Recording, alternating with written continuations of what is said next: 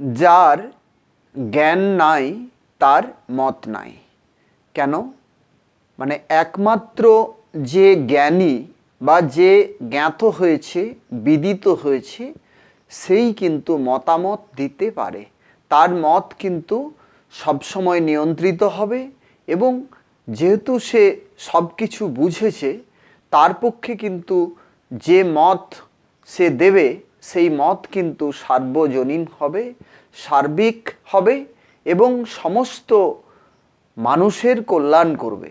তাহলে মত কিন্তু একজনই দিতে পারে যে জ্ঞাত হয়েছে বা বুঝেছে বা বিদিত হয়েছে। তাহলে এই জগতে বোঝার কি আছে? এই জগতে বোঝার আছে জ্ঞান, বিজ্ঞান এবং প্রজ্ঞান।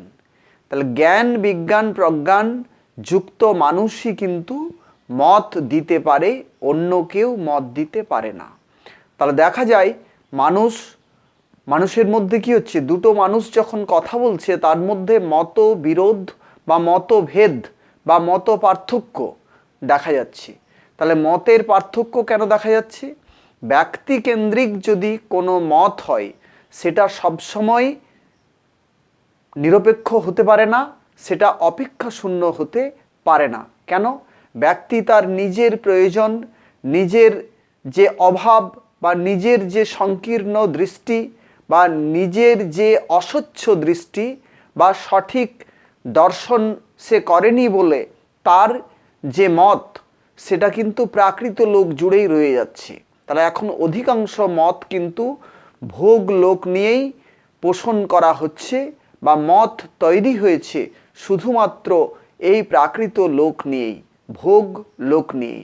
শুধুমাত্র ভোগ নিয়েই মানুষ মত দিচ্ছে, কিন্তু এটা মত নয়। প্রাকৃত লোক নিয়ে যদি মানুষ ব্যস্ত থাকে সেটা আসলে মত্ততা, মেতে যাওয়া। এই মাতন থেকে যে মত তৈরি হয়েছে সেগুলো কিন্তু বিপজ্জনক। তাহলে ব্যক্তি কেন্দ্রিক কোনো মত থাকতে পারে না।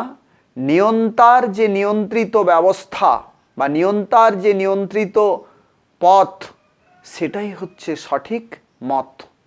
তাহলে ঈশ্বরের ব্যবস্থা যা রয়েছে সেটাকে আমাদের উপলব্ধি করতে হবে।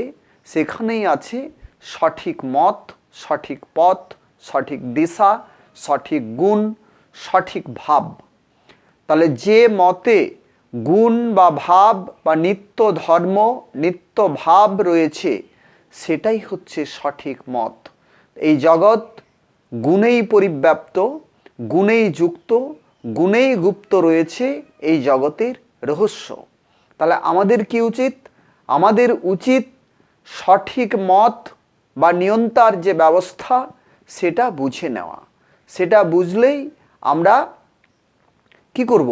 আমরা মতটা যে কি এবং মত যে ব্যক্তিগত নয় এবং সেটা নিরপেক্ষ, অপেক্ষা শূন্য, অনাদি অনন্তকাল ধরে মত একই রয়েছে।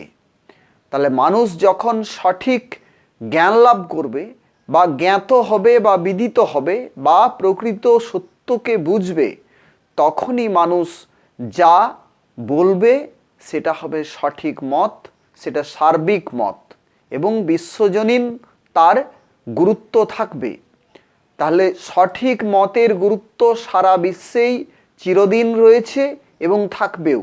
যদি ব্যক্তিগত কোনো মত দেওয়া হয় সেটাই হবে ক্ষতিকর এবং সেই মত নিরপেক্ষ নয়, সেটা ক্ষতিকর এবং সেটা আপেক্ষিক। তাই আপেক্ষিক কথা কখনোই মত হতে পারে না।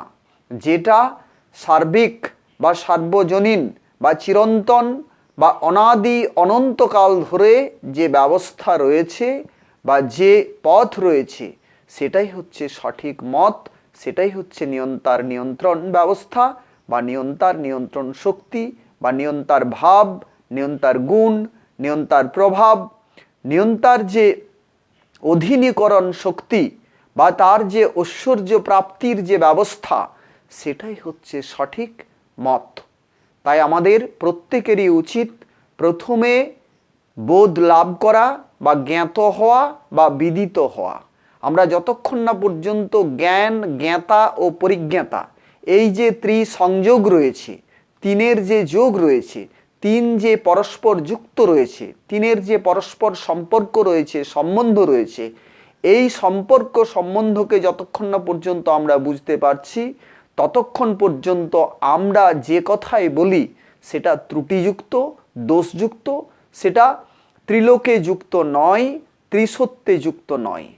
তাহলে যে কথা ত্রিসত্যে যুক্ত নয় সে কথা কিন্তু মিথ্যা কথা, কুকথা, অপকথা, ভুল কথা।